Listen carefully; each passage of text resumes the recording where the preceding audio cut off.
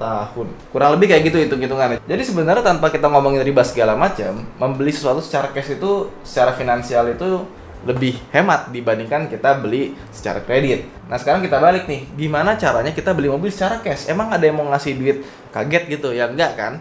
Kita balik, bagaimana kalau kita jadi nabung? Kalau misalkan kalian berencana kredit dengan DP 40 juta, 430, terus angsurannya 4.381.000, ya kan?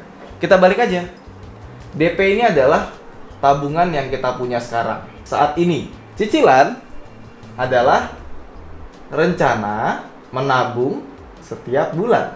Jadi mobilnya belum ada nih, tapi kalian sudah bercita-cita pengen membeli mobil tersebut dan menabung sebesar 4.381.000 setiap bulan. Nah, target kita adalah 199.360, ya kan? Berarti kita bisa beli mobil Avanza ESTD tadi itu dalam waktu berapa lama? Jawabannya adalah kalau kita punya tabungan segini, terus kita punya rencana akan menabung 4,381 ini, berarti kita bisa membeli mobil dalam waktu 36 bulan atau 3 tahun. Artinya, kalau kita bisa nabung selama 3 tahun dengan jumlah nominal kredit, kalian bisa menghemat 4.381.000 selama 2 tahun. Jadi kalau misalkan tadi kita mikir ya 5 tahun, ternyata 2 tahun pun sudah cukup. Kalau nggak percaya coba dihitung aja, 199,360 juta dikurang 40,430 juta, kan hasilnya jadi 159 juta kan sisanya kan. Nah, dibagi 4,38, hasilnya 36 kali. Jadi selama 3 tahun kita akan kebeli. Sekarang kita balik lagi nih. Berapa harga Toyota Avanza E standar 1300cc automatic di tahun 2016? Karena kan 3 tahun lalu kan. Kalau misalnya 2016 nabung baru kebeli 2019. Nah, kita lihat di website, kita cari di Google ya. Ternyata gue mendapatkan price list Toyota waktu 2016 masih baru.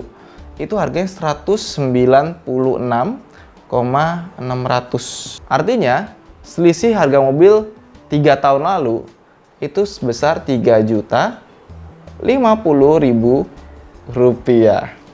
Big deal nggak? Tapi menurut gue kenaikan harga segini wajar ya, karena Avanza di tahun 2016 itu adalah model yang lama. Sedangkan kalau kita beli Avanza di tahun 2019 itu sudah model baru. Yang model baru dapat apa? Lampu depan LED, terus dapat AC digital, dapat head unit yang lebih canggih, sampai USB charger sampai ke baris ketiga. Jadi kalau misalkan kalian berencana nabungnya dari sekarang, terus kalian mau belinya di tahun 2022, karena nabungnya 3 tahun dari sekarang tuh 2022 ya, maka kalian akan mendapatkan Avanza model terbaru, bukan model yang sekarang. Nah, which is, ya, harga naik nggak masalah, kalian dapat lebih dari itu. Oke, ini adalah hitung-hitungan kasarnya, tapi kadang-kadang nggak seindah di perjalanan. Sekarang kita bagi tipe pembelinya, gini.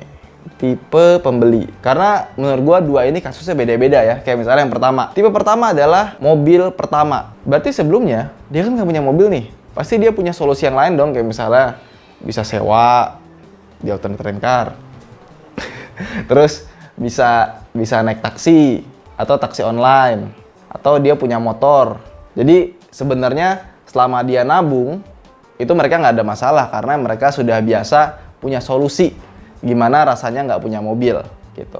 Nah yang masalah adalah orang yang pengen upgrade. Artinya dia punya mobil sebelumnya, dia sudah punya mobil nih, ada mobil, tapi ada kemungkinannya udah tua, ya kan, pengen upgrade, atau pengen upgrade ke Matic, ya kan? Atau pengen upgrade ke 7-seater, atau pengen upgrade ke yang lebih irit. Karena setiap orang pasti ada alasannya sendiri kenapa dia pengen beli mobil baru gitu. Atau pengen gaya juga nggak masalah, sah-sah aja gitu kan. Orang pengen gaya masa dilarang sih. Kita mulai dari yang pertama dulu nih. Memang sih pasti dia udah biasa ya naik motor, taksi online atau sewa gitu kan, udah ada solusinya.